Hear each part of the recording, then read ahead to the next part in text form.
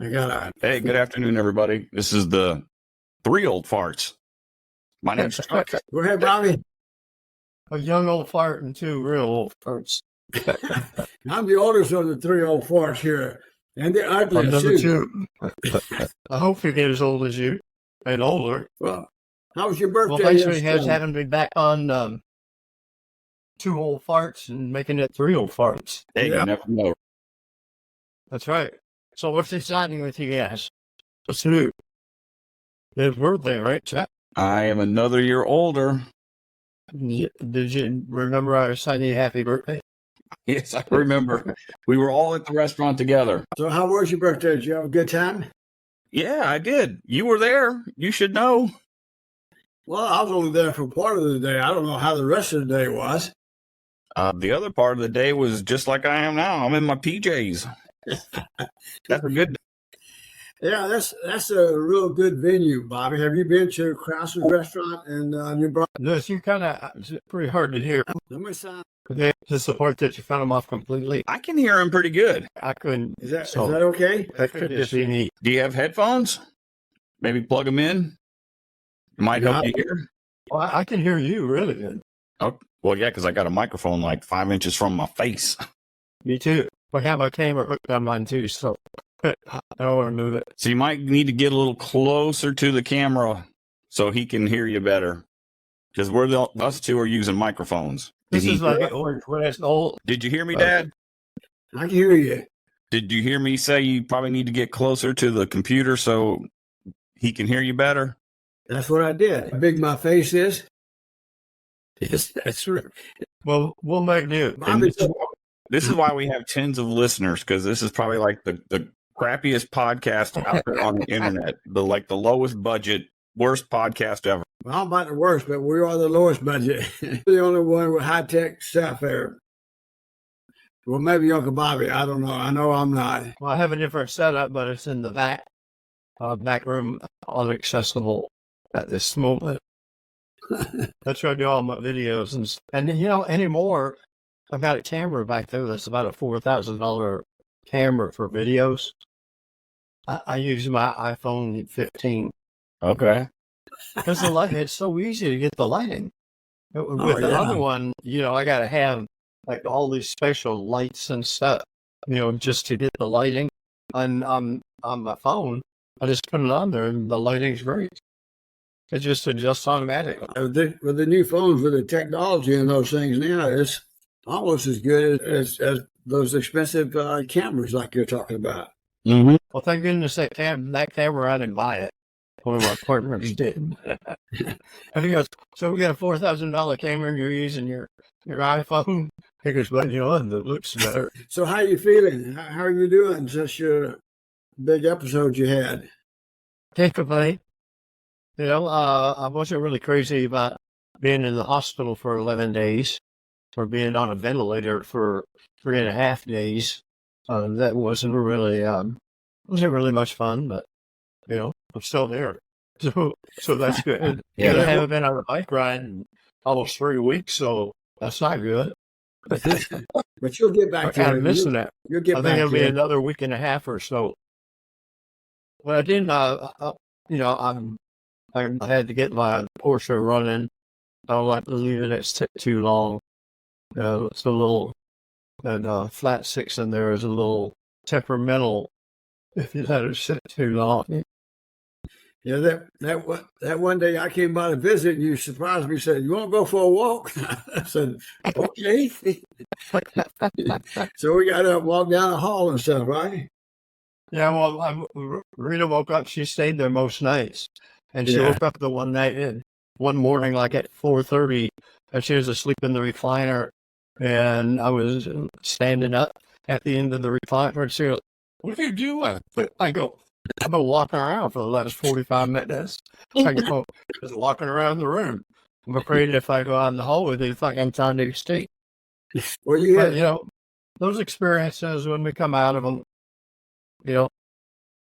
I feel fortunate. I'm 76, but my first 67 years, I never had anything wrong with it, other than 3 motorcycle accidents. But that I ever really bad tore up motorcycles. It was tore up helmets, and that probably 500 mountain bike crashes. With just scrapes and bruises and all that kind of stuff. But I think the last time I remember being sick was in 1969. I was racing dirt bikes, hill climbers, and I did one of those fast launches and hit a bank and went right in. It was terraced. I went right into the next one, bit a chunk out of my tongue, and threw it on the other side. And I was a service advisor then. I always remember these little old ladies came in there, probably younger than I am now, but I was trying to explain to them I couldn't talk. They go, what happened? What happened? I said, I'm writing it down. I bit my tongue. Why did you do that? Because it tasted good. So it was kind of a tough couple of weeks because just because you bit through your tongue from the recreational sport that you knew you don't get paid for it for not showing up. Or at least I didn't anyway. So I feel fortunate that the first 67 years, I really hadn't done anything wrong. I thought I was indestructible until I wasn't. But you had some good nurses that took care of you there at University. Oh man, it was great. Everybody came to visit me, and saw the good, the bad, and the ugly. With one of the ventilators, your mouth stretched open like that, you really don't look too good. And you don't look very healthy. That's why I took the picture. Like the day after I got off the ventilator, I looked fine. Except that stuff coming out of my neck. Yeah. Where they ran wires down towards my heart.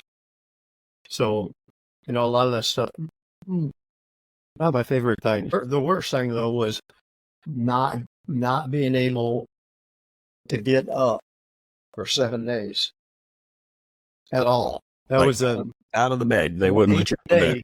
Lewis, when he came up, that was the first day that I was allowed, that they unhooked enough that I could get out of bed. So that really wasn't that much fun. Well, when you're old, you get stiff too. You're laying there, and then you're going, what's wrong with my leg? They're not working so good. I got home, and I used the walker for about 2 hours, and then I was fine. Got loosened up a little bit. Really took me to pick me up some Sea Island. So that was the magic cure. So how about that favorite nurse that brought you them eggs? Yeah. And when we were talking about cultures and uncultured cultures. What I mean, uncultured cultures, it's kind of like the days when we grew up, Liz. And I can remember, because my dad was in the Army and there's 8 kids. So in the States, that wasn't a lot of money. He was a E6, so we had to find economical places to live, which meant usually that was way off the base out in the country, which is how I met your family.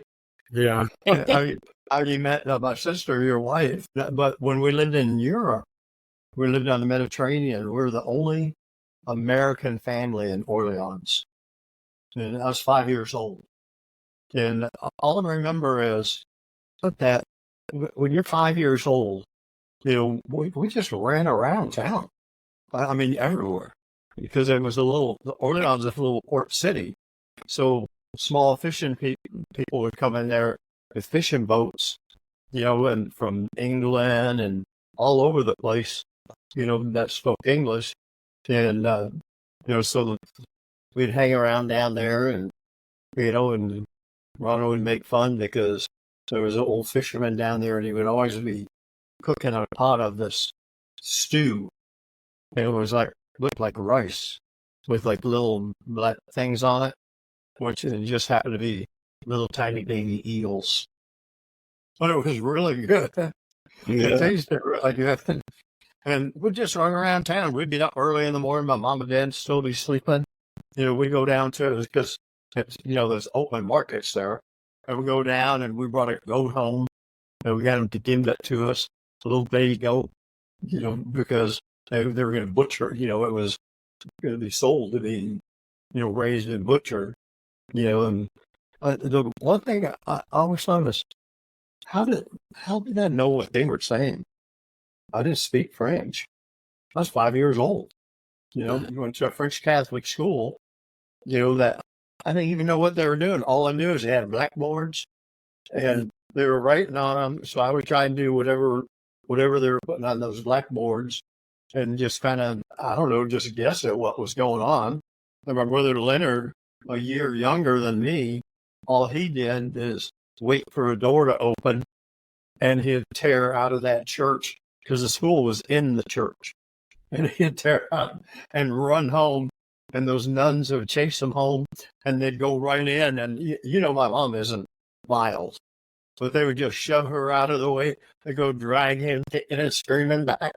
Just like they call it, just do this, just do this. Leonard so started to go. He'd just sit there, and if he heard a door creak, he was like, and he was gone. But you live different places, and the cultures are so different in Europe. But then, we were in Staten Island, New York, and I had never really been in the South. Then we moved from Staten Island, New York, of high school that had triple sections in New York, Little Italy, to Seal, Alabama. There was thousands of kids at the school we went to, and Seal had like 500 kids. And they were from 15 miles around. Things were they were a lot different. When, the way that it was. Here we are now, we adapt to it. Chuck, you were a military brat. You saw all those different cultures, which I think is really good because you kind of, you just get used to adapting. I liked it because, well, this time I'm not going to screw up like I did last time. I'm going to be much cooler this time. But thank goodness we kept moving. So But from we can find out what to do. But what I can remember and what I've been told, you were the cool dude there at Chevala High School. You were the. We girls like it, but the guys do not. That's the way. That's the way. So, but that's okay. I was okay with that. With that coach, well, they didn't like me at all. I just moved from New York, and in New York back in the early '60s, like that. Everybody dressed up for school. They wore like slacks, and it wasn't required. That's how you were cool. They all had to dress like Bobby Vinton, and with the little skinny ties and with little bow tie things and nice clothes. So that's kind of fun. But not when you do it Seal, Alabama. And you only have two pair of clothes. Both of them are jeans. Well, we dressed up and we put on a pair of shoes every now and then. And we adapted pretty quick though. Because it was such an unusual place that the Highway 12, I think that's the one that came out of Phoenix City. No, 431 came out of Phoenix City.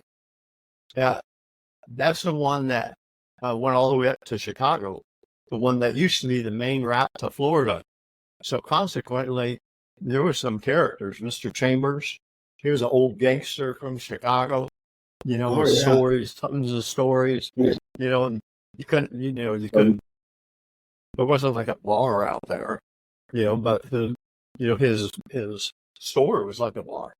It was a convenience store, and on Sundays, it was Watermelon Sunday.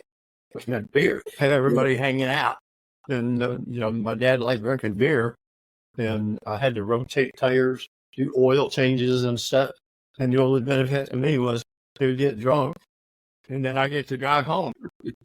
Well, Morgan Chambers, he had a little bar in there and a little gas station out front, and, the two pumps and stuff like that. But he also had slot machines in the back room back there where they'd go back there and play those slot machines and stuff. He had it going on. But then when we moved to Pittsview, because my dad found a cheaper place to live in Pittsview. So we moved to Pittsview, And across the street from us, well, and Pittsview was an abandoned town. It had been gin mill, I guess, that went under, I don't know when, and it was famous for a train. It was a train wreck out there with like 30,000 hogs on it. So it's why a big feral hogs, but they were big hogs, because they couldn't go out and get them because it's so far out in the sticks. But right across the street from us, there was a guy called Mr. Majors. And now this guy, he never came out of his yard. He'd come out to the yard, but never come out of the yard. Ever. So, as kids, we'd run over and talk to him. And then my dad would pick up stuff at the commissary, and he always wanted my dad to get him newspapers from Chicago. Because military bases and newspapers from everywhere because everybody's from somewhere else. Yeah. And so he wanted newspapers from Chicago. And a few years later, they never really did open up. But I got him, I just bugged the heck out of them. And I go, what's in that barn? It looks like there's a car in there. And he goes, that ain't none of your business. He wasn't like a real sociable guy, but he would kind of talk, just a little bit. But I don't know what he did, but he was still afraid that somebody was going to find him. So the one day, I go, that's a car. I looked in the barn, it's a car. And he goes, come on. So we go out to his barn and he opens the door and it's a 1929 Buick with the miles from Chicago to Pittsfield. He drove that car down there, put it in that barn, and never went out. They just get people to pick up stuff, or if they're going to Panic City or someplace. His characters is unbelievable. I was working at a dairy farm, and Leonard was the guy that was the vet for the dairy farm. Was Ted Ballard, and he was actually a doctor, but he had lost his license years. He was a terrible alcoholic, and he lived at the dairy farm, took care of the cows and stuff, living in an old broken down RV like from 1930 or something. But he owned the gas station in Pittsfield, and it was kind of like Pittsfield had been a good size, had storefronts and everything. And it came down where kind of pyramid, and that's his gas station. So it had like 2 pumps, and he had a little store in there, but the only thing on the shelves were the stuff my dad picked them up at the commissary. Pork and beans and stuff. He just sold that. He'd only buy like $15 worth of gas, and the guy would come around selling, filling his tanks and stuff. Of course, gas was 10 cents a gallon. But it was so funny because Leonard ran that store. And Leonard was there in the summer every day. And oxtail stew. He'd get there and he would run the store all day. Of course, they had maybe 2 customers during the whole day. And Ted Ballard would get drunk by 10, take a nap, wake up about 2, get drunk by 3, take another nap, and then head out to the dairy farm after. But he had good stories. He had great stories, of when he, had been a practicing doctor. He wouldn't say where it was. He wouldn't say. But I asked him, I go, well, where were you a doctor? I mean, what city, what state?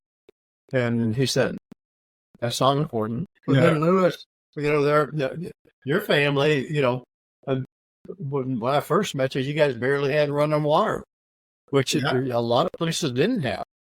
Actually, when the first time when it first met us, we had a well. We had to draw water up out of the well in the backyard. Yep. Then shortly after that, that's when they moved up to the other place up on 431 and stuff like that. I love your mom and dad.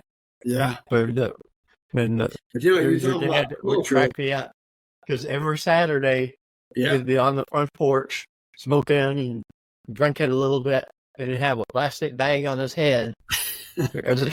He dyed his hair jet black every weekend. And him Earlier, and Ray sounded exactly the same. yeah, It sounded like Boomhauer on King of the Hill. yeah, and Chuck was the first grandson, and he used to take him out over to the White Spot, get him some candy. He'd get a beer, and Chuck would get some candy, and they'd drive back to the house. And Yeah, and I think he worked at the mill in Columbus, then, or Phoenix City. Columbus and Phoenix City both. Yeah, He was. so those are good places. So Yeah, you didn't have to have a dirt floor when you came around. But there's just great stories from out there. The one time Gene and I went out, your Uncle Gene and your younger brother, and we were pretty good friends. So, I guess he kind of let me hang out with him because he was 2 or 3 years older than me. And he was the cool guy in that area, the football star. When he was in high school there, just like the Fontaine. He was the cool guy. Yeah, he had the he had that Elvis look about him with the hair that fall down in the front and stuff like that. Yeah. But I would stay out there sometimes and we'd hunt squirrel. I never shot a squirrel though. I had a lot of squirrels, but I never shot a squirrel. I went bird hunting probably 10 or 12 times as an adult, but I never shot a bird. Because you'd have your license of how many birds you could have. Somebody would shoot them for me because then they'd have like doves, wicked doves. Doves are like little chicken leg like your thumb. It caught that. Yeah. It tastes pretty good, but I think it was not one of those things. But I do remember the one time we snuck in really late, and your mom would make us breakfast in the morning. What she'd do, it's like a fried cornbread. I don't know what you call that, but it's really good. I really like it, and I hardly ever, see it, anymore. But she would do, pancakes and sorghum, and your dad got him. He had been sleeping late, where they're in there eating breakfast. And he goes, "And when I find the dead rat," he goes, "There's got to be one around here somewhere. He ate that damn whole bag of Cheetos." I got. I ate that bag of Cheetos. I was worried I was going to die for about 5 hours, but I didn't. So, fond memories. Yeah. But the cultures, and when you live in all those different places, like you guys in Japan, and you're shuttle in the service, you go over and you see how people live so differently than we do, and how the times have changed so much. From Chuck and even you now, what it was like when you were like 15 years old. It is a heck of a lot different than it is now. Yeah. You were 15 years old. Oh, We had to learn things. This is a real streetwise way. It's easy to get your butt kicked, get hooked, and go into the wrong places, and then find out what would happen to you. Kids now, they see everything on the internet. There's nothing that they don't know about. Yeah. It's just crazy. Of course, I've learned a lot on the internet myself. So do today. Thank God, because thank God for AI. You're talking about the cultures and change and in military practice and stuff. You see things in different places. The other day we were talking about your Filipino friend barbecue in Houston. Oh, yeah? Yeah, what was that about? Which one? When you Filipino barbecues. in Houston, when you got invited to a barbecue when that was it. Yeah, it was a culture from a friend of mine that's a partner in my one company. He had a friend. He's always looking for the get rich scheme quick also. And he had met this a woman that had just moved from Louisiana, but she's from the Philippines. And she had come over from the Philippines, with one of her, and lived with, I guess, somebody in her family in Louisiana, but she had no money and was waiting tables. And she had a son that was like 11 years old then. I said, you know, he adapted quick, and he wanted like all of the fancy jackets and tennis shoes and stuff. She goes, I couldn't buy those things. So I would look and try and find some bargains. And then I stumbled across like on the internet where you could buy like lots of things, like a pallet of stuff. So I bought, some really nice jackets, North Star, or the kind that anyway he was looking for, Timberline or whatever it was. So she goes, I bought like 30 of them because it was really cheap. And I knew I could sell them because I guess it was her sister sold stuff at a flea market. So she took those out there and she sold them all over 2 weekends. And she goes, he put back with his wooden tables. And so she would start buying pallets of stuff. And within 6 months, she opened a store for all of her overflow that she had. And then she was selling stuff through Amazon. She would buy the stuff, list it on Amazon, and sell it. It was doing really good. So Kurt, that partner of mine, he decided he's going to do that too. So he went in on sharing part of the rent on the warehouse that she had gotten for her stuff in Houston. So she did really good. She had two pretty new Lexus, a SUV, and the big sedan, and she bought a house right in a real nice area of Houston. And so they were going to have a house blessing, that's what they do. And so Kurt goes, hey, she wants you to go too, because I go down there and help them at the warehouse after we'd go out and eat sometime when I was working over there. And so I went down there and stuff because I like that kind of stuff. And so to get there, there's like probably 50 people from the Philippines. And probably not even half of them spoke English. But they all brought like food, all this different food. And then there was this priest that showed up, and he was blessing the house and everybody that was in it. He goes through the whole house, the ceremony, and sprinkling water all over the place. I think I got blessed about 3 times. But one of the people there roasted a giant hog. I mean, that thing was huge. And it looked like it was lacquer. It was like a dark brown lacquer. And the skin was like crispy.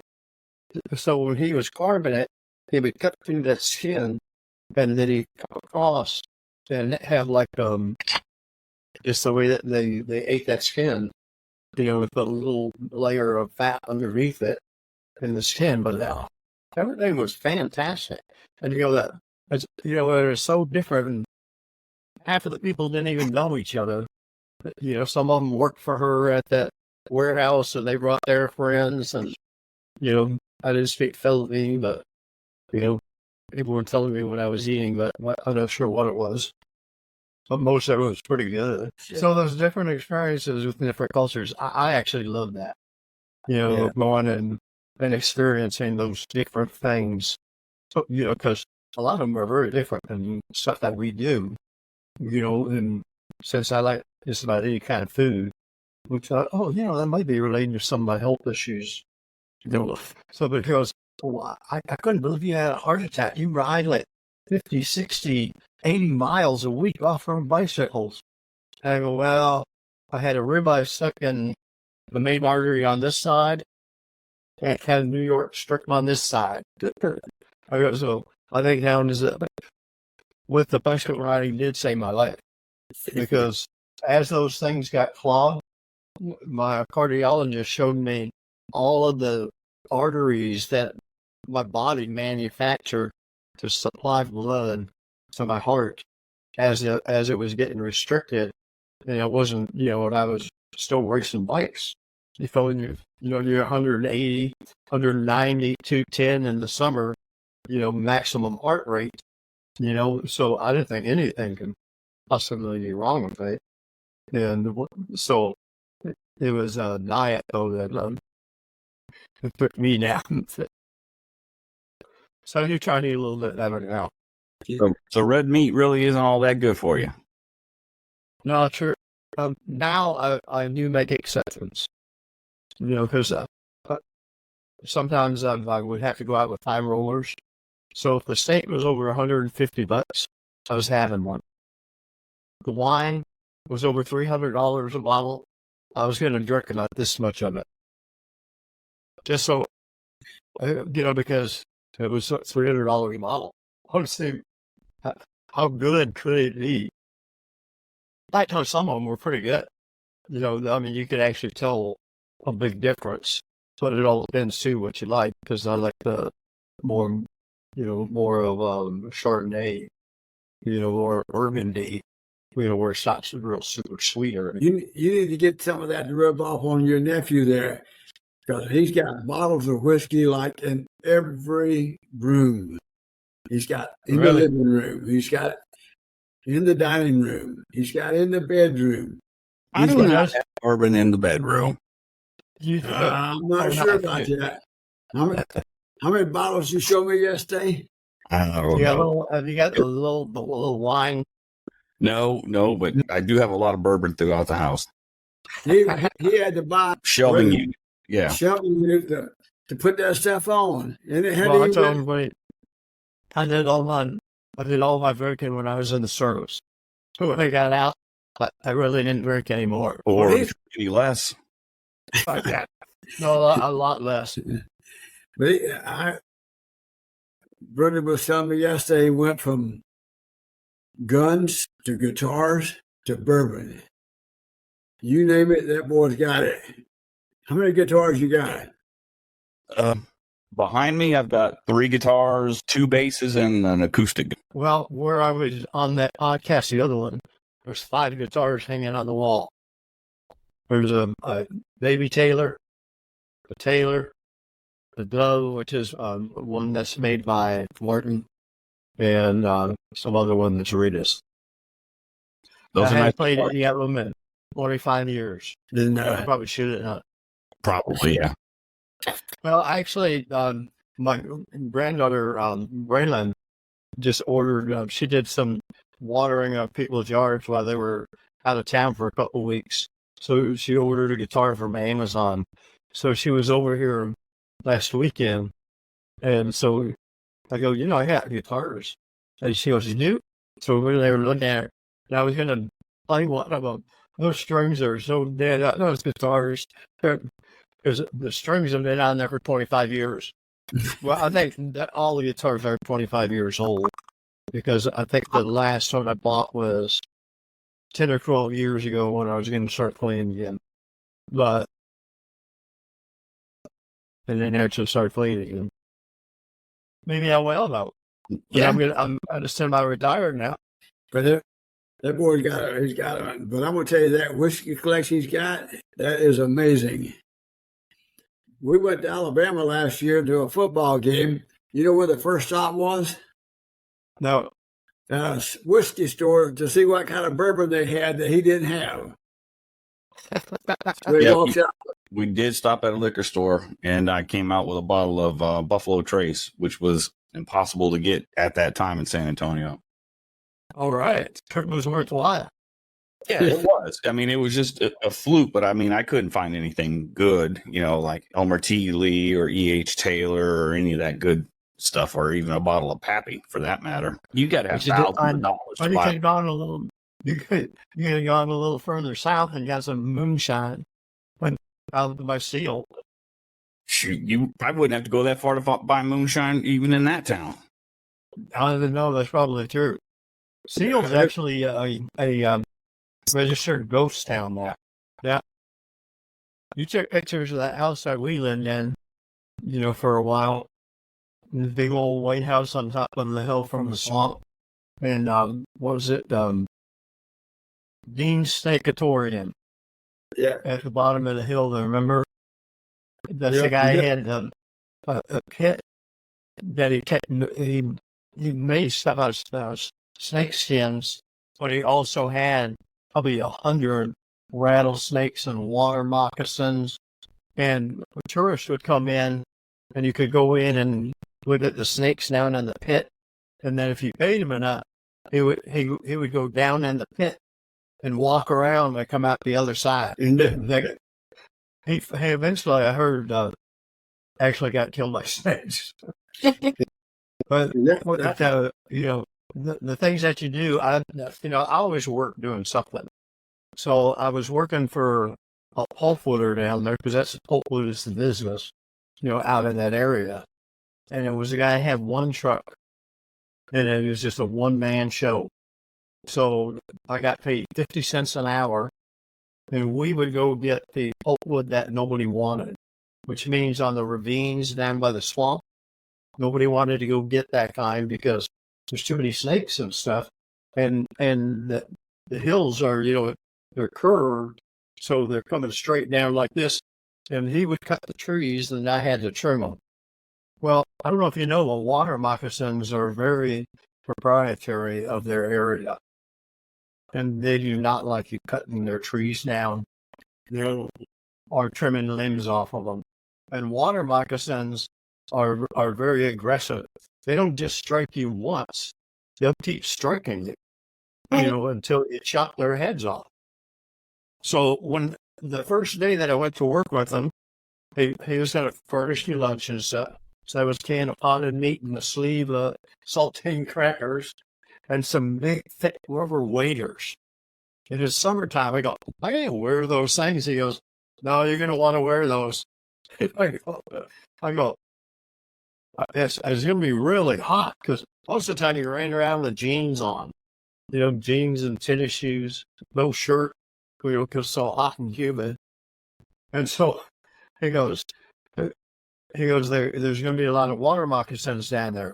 So my job, I had a hatchet that thing was sharp because you just, trim all the limbs off and then would drag them up with the chain up to the truck. But the first day that I was out there, I got struck at by about 6 or 7 water moccasins. And that's very scary because you're trying to trim them and then you get a bam, you go crap, and instead ready to struck at you again. So I just chopped their heads off. Well, then I went over to Dean's Snake-atorium after that first day. I go, Dean, man, I got struck at by like 5 water moccasins today. He goes, did you catch them? I go, no, I chopped their heads off. And he goes, well, if they're over like 3.5, 4 feet, I'll give you $1 for each one. Well, I was only getting 50 cents an hour. And then he goes, would you get me a live one? I'll give you 50 cents more. I go, well, you're not getting any live ones. So they give you some burlap sacks. I put those snakes in, and I would get anywhere from 3 to, I think it was like 7 or 8 one time, water moccasins. And that quit because I got hit by a water moccasin, and I looked, and he was hung up on my waders. His mouth was like open like this, and it was hung up on my waders. And I'm like, okay, what do you do? You got this sharp hatchet, but, so you can't chop his head off because you chop your leg off too.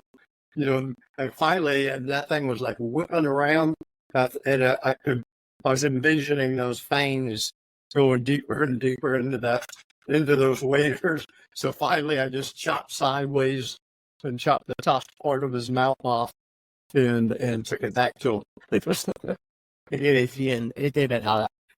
So the thing I do for money. That old house you guys lived in is still there. And that house, if I'm not mistaken, is about 150 years old. I believe it. Yeah. Somebody had fixed it up pretty good. Yeah.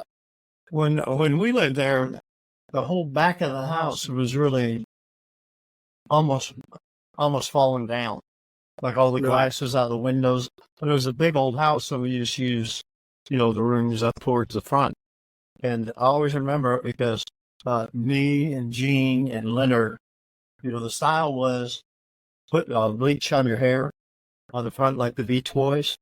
It would bleach your hair if you laid in the sun. So we did that. And we were laying in the video with the head sticking out the window. Leonard's looking at us, he goes, our hair's not changing. And Gene and I didn't do it. We just put water on our heads. So Leonard, by the time he realized what was going on, he had his hair top of his head was bright orange. And so my dad comes home and he goes, "What the hell? What did you do?" And he goes, "They did it too. We put stuff on."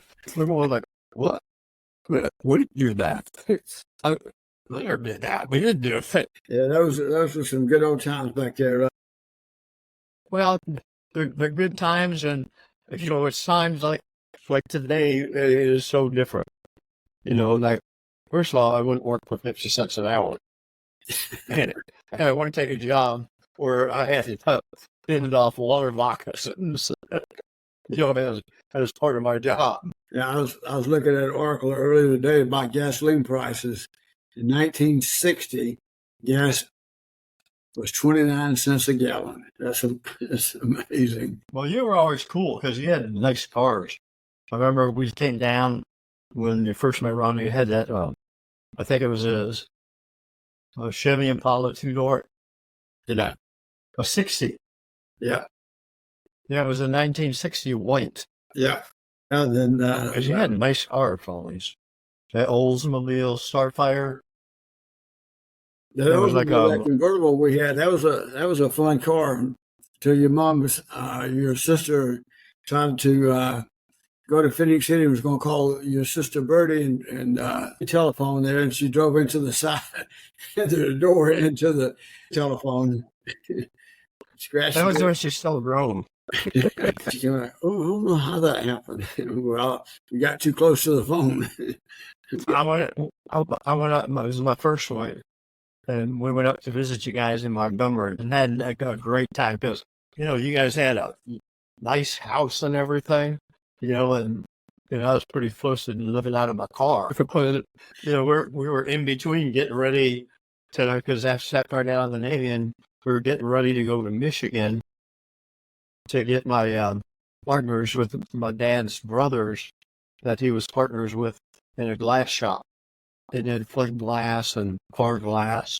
And so he gave me his part of the partnership.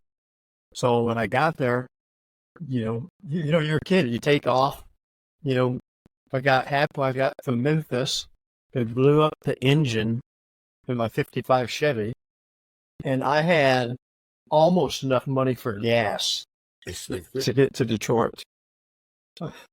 And I blew it up on the road. I go, okay, I had no car. I have a pregnant wife.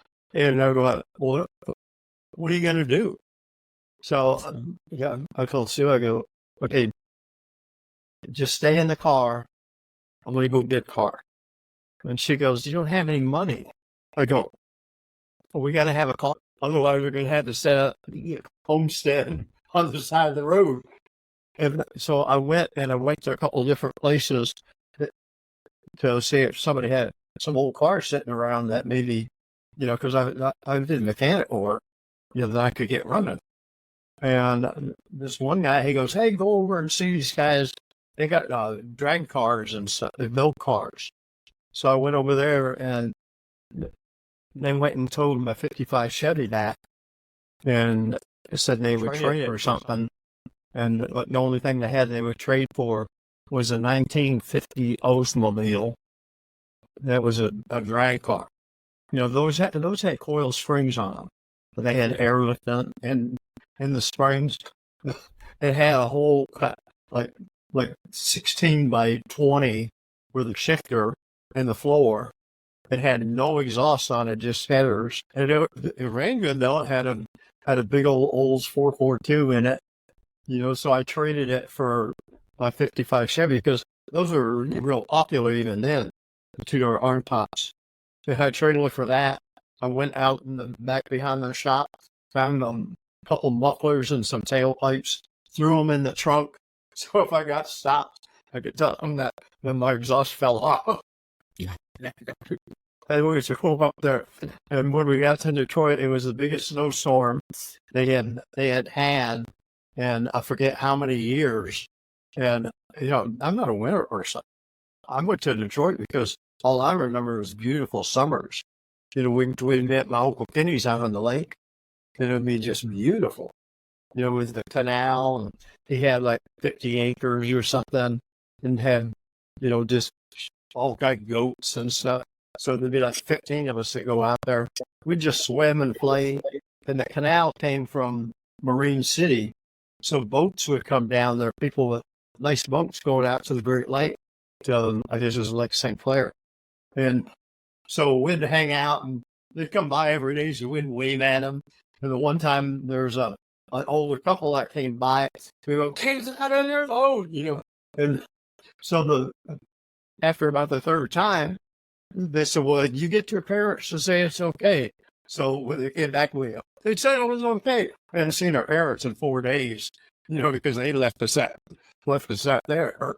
And so they took us, they had, coolers, soft drinks and, fishing poles to fish, and took us out all day. They took us out 4 or 5 times during that summer. So that's my memories. It was gorgeous. It was beautiful. We walked all over the place, and it was green, and it's not like that in the winter. The sun goes away in November and does not. The earliest that it might come back is the middle of March. And when it does, people go crazy. The sun will come out, it'll be 35 degrees, and people are at the park. It was 35 degrees. I'm standing in the snow up to my knees, cleaning my car because the sun was shining. Yeah. So that was, but the funny thing was when I got there, the glass company had gone bankrupt 8 years. I don't know why my dad didn't know that, but that was my dad. That's just what he was. Yeah. So he remembered he had a partnership in there, and that's, and he's passed it along to his son. Unfortunately, I'm sure they told him they were bankrupt 8 years earlier. Well, he must have forgot about it. So we worked at a stamping plant with my Uncle Bill. Because that's how everybody is family members into the big three at that time. And so he worked for Chrysler's and got me in there. And I realized I can't be a factory worker for 30 years. I just can't do it. So we went on strike. But it did pay for Bobby being born, my oldest son, because as soon as you started, you had insurance. Well, the way the benefits were back then. The day you started, you had full coverage insurance. So I stayed and we went on strike. Bobby was already born then. So I can't go back. I can't go back to doing that. So I got a job at a little gas station. It was a marathon in between 2 little towns, between Mount Clemens and I forget what the other town was, but there was nothing but farm country in there. But the guy was a district manager for Marathon, so that was going to be his retirement. But, he figured he knew it was going to build up in that area. And so he was able to get that new station when it opened. So I just took care of farmers' trucks and tractors, and I didn't care that I opened at 6 in the morning and closed at 9 or 10 o'clock at night because it wasn't a factory. And my uncle was so high, and farmers' wives would bring me stuff to eat, because they felt sorry for me because I was there all the time. And, my job was to run the snowplow also, which, snowplows are pretty good. But it would be nice if they would hook to like a truck or something. Yeah. Instead of a snowplow, a snow shovel that's like 3.5 feet across. Because the snow is not like Colorado or Utah. That snow is heavy. People let it fall into the back of the trucks, so it weights it down for traction. But you fill a bed up with snow in Michigan, and the bed of that truck's going to drop about 5 or 6 inches. That's how heavy that stuff is. So at least you get good traction. Your Uncle Bill was one of my favorite. Last time that we saw him, we were in Warner Robins, Georgia. You may not remember, Chuck, but him and Aunt Violet, and I forgot now which of his daughters was with him. They were on their way to Florida to Disney World. They stopped by to see us, spent a day or two with us there in Warner Robins, Georgia. And Uncle Bill, he was such a nice guy. Memories. Last time I was in Phoenix City, Alabama, I went to Columbus for a meeting. I was running some stores for this was the big car dealer that went out of business there with a cricket out of Columbus. Bill Hurd? Lord. Yeah, I forget what that had 13 stores. Anyway, Yeah. we had a big meeting down there. And so for a while I worked at Howard, his brother's body shop as he Okay. worked in, sanding cars and stuff and running errands and stuff. But we used to go pick up stuff from Chicken Combers Barbecue. Yeah. Which was, that barbecue chicken was so good. And you go there, you go in, there's not tables. It's a dirt floor. There's a counter. And you go in and you order your chicken. And in the center of it is a pot that's got to be 100-gallon cast iron pot with barbecue sauce in it. And he's got grills going out there with his barbecue chicken. And the roof looks like somebody chopped a hole with an axe in the center of the roof for the smoke and everything to go out. So you get your chicken and you get 4 pieces of bread. It's about a plate on top of it. So when I picked that up pretty regular, so I went over, then that place was pretty much the same. It was somebody else owned it then, but it was still called Chicken Colors. And I've just looked it up on the internet. It's still there. That was the place to go. I didn't like chicken, but Mom and Dad, every now and then, they'd get something, had a little extra money. Chicken Combers there in Phoenix City, on 14th Street. That was pretty much the main street there in Phoenix City. That's where you used to go to Miss Scott's to get hot dogs. Used to call them chili dogs. Had a half of a weenie on a bun, put some chili on it and coleslaw. I smell like those. 14th Street Grill. 14th Street Grill and the other one, yeah. I think 14th Street Grill is still there too. I'm not sure. I know Chicken Combers there. I'm going to check it. Well, do you remember Mr. Dykes, Howard's Yes. dad? So this is a guy he's like out of some TV comedy show. He has, how many businesses did he have? He had real estate, he sold property. He had a garage where worked on cars right in the center of Seal. Yeah. And we rented a house from when we went there. And so we didn't have water and stuff. And when there was an artesian well down the road, which had plenty of water, but we had to have water. So he was a well. 14th Street Grill. Can you see it? Yeah. One of these days I'll go through there again, hopefully, and visit some of the places. But anyway, he dug wells too, but his crew wasn't that good. It was me and Howard. And, he told us what to do. We'd go cut down trees, that were like 4 or 5 inches in diameter and about 30 feet long. And then you tie them together and then make like a teepee. And you got a rope that's going through the top. And you got like a post hole digger that screws into a pipe. And so what you do is you drop that in, screw it with a big pipe wrench, pull it up, dump the dirt out. And in that area, you usually hit water about 35, 40 feet. And he would come by and he would go, bring me up some dirt. And so he'd bring it up and he'd be, another 5 feet. But on that shop, I felt, you're a kid, so you do whatever, you told us to do. But he actually had a total note fire locked. And all the old pulpwooders that lived in that area, he sold cars to. So he had about 5 or 6 old cars. And so they were just beaters. And so Howard and our job were to keep those running. So he'd sell one. Then he'd go, I don't want that car running any more than 2 weeks. Better not last more than 2 weeks. Because they'd get the payment. There'd be 4 or 5 of the families put their money together and they'd pay that first payment, and then they weren't going to pay anything. So then we'd have to go repossess the car.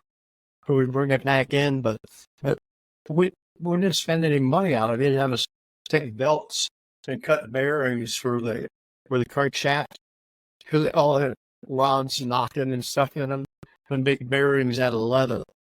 But if you were a tourist coming through there, this shop was real close to what was the cafe there? The Silver Run. Right under the bridge. Have to go under the bridge. Yeah. The Wells lived in their big house across the street. That's where Ron and I first met. I don't remember the name of it now, but the restaurant was owned by that car trouble, and then bring the car there and go over and get something to eat and stuff, and we'd fix it. And Vegas just patch those things up, like if it was because generators went out a lot. Brushes wore out on them and stuff. So we had to tear it apart, take brushes out of some old generators that were back there, and put them in it, paint them up, put it on the car, and then you would just poke their eyes out. And his famous saying was, "Damn Yankees, they never learn." I don't think this is really this is worth the stuff that I didn't make so soon. And he goes, well, he does pay us. I go, yeah, like $5 a week or something. Yeah. Seal Snack Bar. That was the name of that restaurant. Seal Snack Bar. And now we're all connected and we're all living in Texas. Yep. Hey, we just hit an hour, people. Fun. That sounds like plenty. Well, how many downloads have we had since last time Uncle Bobby was on? Okay.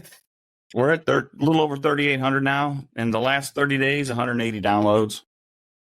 That's pretty good. All right. We're getting. What would you call this one? I don't know what we're going to call this one. We'll leave that to you, Chuck, because it's kind of cultures of uncultured people. I like that. Cultures of uncultured people. There you go. And the thing's how you adapt. You adapt. Wherever you went, you adapted, didn't you? Now, Robin didn't adapt very well. Yeah, that's what you did. Like when with your dad down at Seal, you used to barbecue and stuff like that. And you guys were down at Fort Rucker. We lived out on a farm out there. Used to. You know what? I miss that place because I would go exploring up in that old barn, and a doctor used to own that. And in the barn were ledgers of all of his payments and stuff. People and 2 chickens, a goat, what he got paid for on the different stuff that he took care of. But my biggest memory of that place is not a good one. My dad had chickens because he liked to be like a farmer, so he had chickens, and the chickens were making a bunch of racket and stuff. So we go running out there, and the chickens were going crazy. Well, there's no lights out there or anything, so he's got a flashlight. He's got his 22, and a flashlight, and he goes, "There's something in the pen, getting out of the pen." So I had to get in the pen, and I didn't know what it was, but something was in there. And so all of a sudden the flashlight's flashing, and it's a possum. And that possums don't always play dead. They got fangs like 2 inches long. And so I'm going, holy crap. The thing's like 4 feet high with cage on top. This possum's coming after me. My dad's going to shoot it. He's got a flashlight. He's drunk. I'm going to die today. I finally, because I had like a chunk of wood or something that I went in there with, because I thought, I didn't know what it was, but he said, get in there and get it, whatever it is. So finally, I got that possum to play dead. Actually, he was dead. But that's why I never hear that. Chuck, we'll let you name it. Cultures of uncultured people around the world. Sounds good. Next time I have you, I'm going to show you a couple pictures from that area down there. But anyway. Well, it's always, unfortunately, I do a lot of the talking, but sorry. Well, that's better than hearing my gravelly old voice. All right. All right, you guys. Y'all take care, everybody. See y'all around.